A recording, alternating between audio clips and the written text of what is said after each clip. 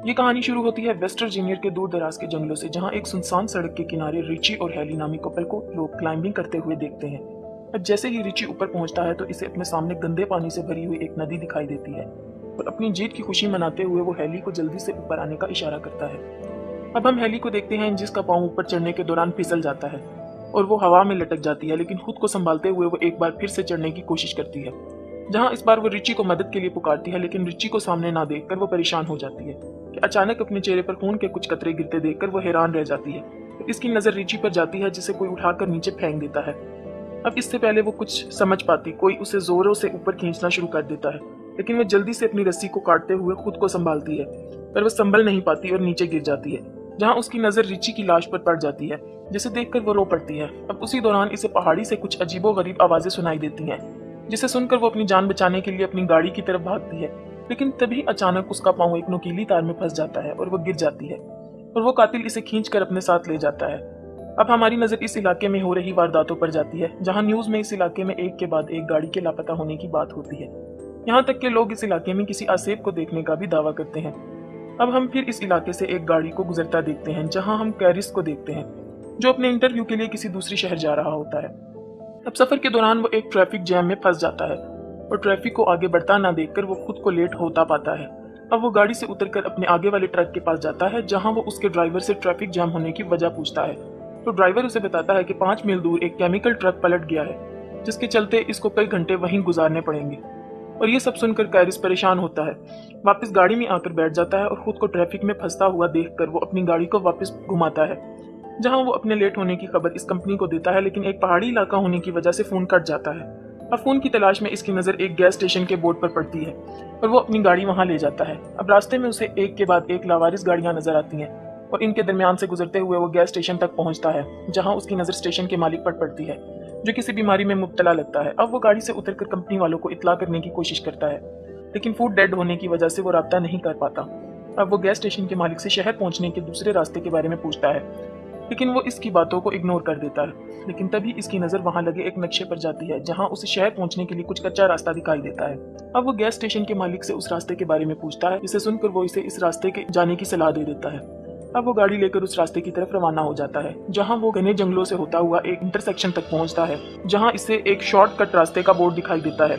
अब वो ये सब देखकर सोच में पड़ जाता है और अपनी गाड़ी को इस कच्चे रास्ते की तरफ ले जाता है, और इसकी नजर एक मरे हुए हिरन पर जाती है और इसे देखने के चक्कर में इसकी गाड़ी सामने की गाड़ी से टकरा जाती है, जिससे दोनों गाड़ियों का भयानक एक्सीडेंट होता है। लेकिन कैरिस इस हादसे में बच जाता है।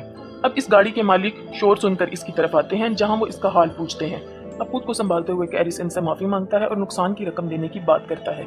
साथ ही वो इनसे बीच सड़क में गाड़ी खड़ी करने की वजह पूछता है, जहां फ्रांसीन उसे बताती है कि सड़क पर किसी ने कंटीली तार बिछा रखी थी, जिसकी वजह से इनकी गाड़ी का एक टायर फट गया है। अब इनकी एक सहेली पिछले गैस स्टेशन पर जाके कॉल करने का कहती है, लेकिन कैरिस इन्हें वहां जाने से मना करता है और सभी अकेले चलने का फैसला करते हैं। लेकिन इवान और फ्रांसीन गाड़ियों की देखभाल करने के लिए पीछे ही रुक जाते हैं। अब रास्ते के दौरान उनकी नजर सड़क पर मरे एक नेवले पर जाती है, जिसे देखने से लगता है कि किसी ने दरमियान से ही इसको फाड़ कर फेंक दिया हो।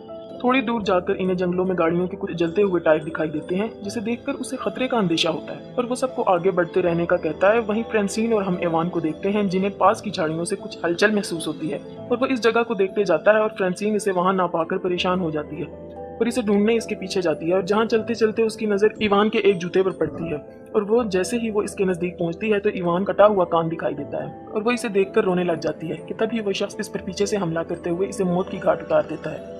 वहीं बाकी लोगों को हम रोड के आखिर में देखते हैं, लेकिन चारों मदद के लिए निकल पड़ते हैं। चलते चलते इनकी नजर एक घर पर जाती है। अब वो मदद मांगने के लिए घर की तरफ जाते हैं।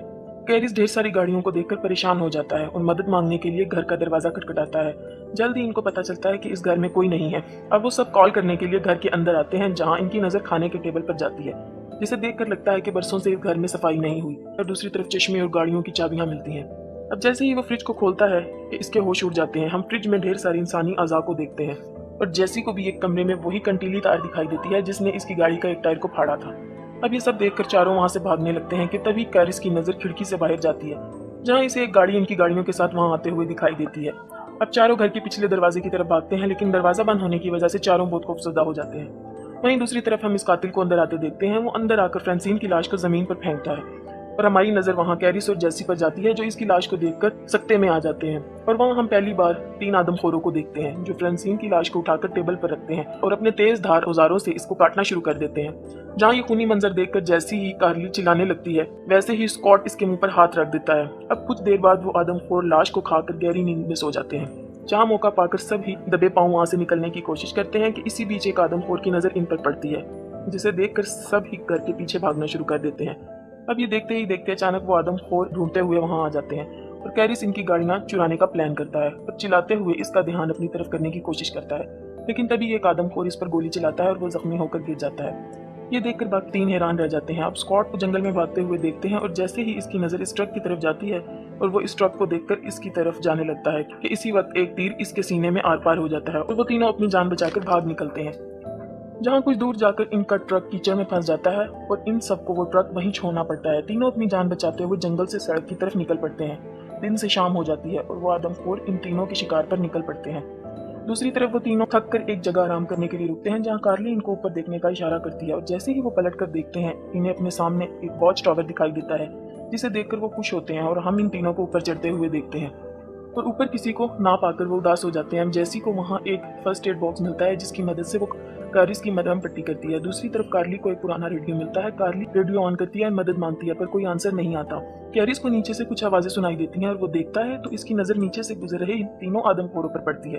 वो तीनों टावर पर चढ़ते हुए दिखाई देते हैं और इनको ऊपर आता देखकर कैरिस वहाँ रखे हुए सामान को टावर के एंट्री गेट पर रखना शुरू कर देता है। और कुछ देर बाद वो इनको वहाँ से जाते हुए आता है और कार्ली रेडियो पर अपनी लोकेशन बताती है और तभी वो आदमखोर रेडियो की वायर को तोड़ डालते हैं। वो टावर को आग लगा देते हैं। तब खुद को जलता देखकर कार्ली अपनी जान बचाने के लिए वहां रखे एक बक्से की मदद से टावर की खिड़की को तोड़ डालती है और कैरिस की नजर टावर के नीचे दरख्तों पर जाती है और तीनों अपनी जान बचाने के लिए दरख्तों पर कूदते नजर आते हैं, जिन्हें नीचे खड़े आदमखोर देख लेते हैं और तीनों को पकड़ने के लिए दरख्तों पर चढ़ना शुरू कर देते हैं। और इनको आता देखकर वो तीनों एक दरख्त से दूसरे दरख्त पर जाते दिखाई देते हैं, जहाँ एक दरख्त को पार करने के दौरान एक आदमखोर कार्ली के नजदीक पहुंच जाता है और मौका पाकर अपनी कुल्हाड़ी से इसके चेहरे पर वार करते हुए इसके 2 टुकड़े कर डालता है। अब कैरिस खुद को संभालते हुए उठता है और तभी उसे अपने पीछे एक गाड़ी का शोर सुनाई देता है और इसे एक पुलिस की जीप दिखाई देती है। और वो भागते हुए इस गाड़ी को रोकता है। जैसे ही पुलिस वाला इसकी मदद के लिए आगे बढ़ता है, उसी वक्त एक तीर इसकी आंख के आर पार हो जाता है। अब हम एक आदमखोर को देखते हैं जो कैरिस को मारने आता है और कैरिस अपनी जान बचाकर गाड़ी के नीचे छुप जाता है। और अब आदमखोर इसे देखने के लिए नीचे झुकता है और गाड़ी के नीचे कुछ ना पाकर वह हैरान रह जाता है। और अब हम इस घर को देखते हैं जहाँ इन आदमखोरों ने जैसी को बांधा हुआ था। और जैसे ही वो वन आई आदमखोर जैसी को मारने लगता है, इसे बाहर से आती गाड़ी का शोर सुनाई देता है, जिसे देखकर वन आई दरवाजे की तरफ बढ़ता है। कैरिस गाड़ी लेकर इस पर हमला करते हुए कुचल डालता है और गाड़ी से उतरते ही वो आखिरी बचे हुए वाहन को एक नुकीली तीर से हमला करते हुए इसे भी मार डालता है। कैरिस जैसी को बचाते हुए इसे खोलने लग जाता है और इसी बीच एक आदमखोर इस पर फिर से हमला कर देता है। अब कैरिस को मरता देखकर जैसी पास रखे एक तीर की मदद से इसे मार डालती है। या अब वो दोनों घर से बाहर निकलते हैं, लेकिन उसी बीच कैरिस की नजर पुलिस की गाड़ी पर जाती है, जहाँ वो इसकी गाड़ी के फ्यूल बॉक्स को निशाना बनाता है, जिसके चलते वहाँ एक जोरदार धमाका और यही ये मूवी समाप्त हो जाती है। अगर आपको मूवी एक्सप्लेनेशन अच्छा लगा हो तो चैनल को सब्सक्राइब और वीडियो को लाइक जरूर करें।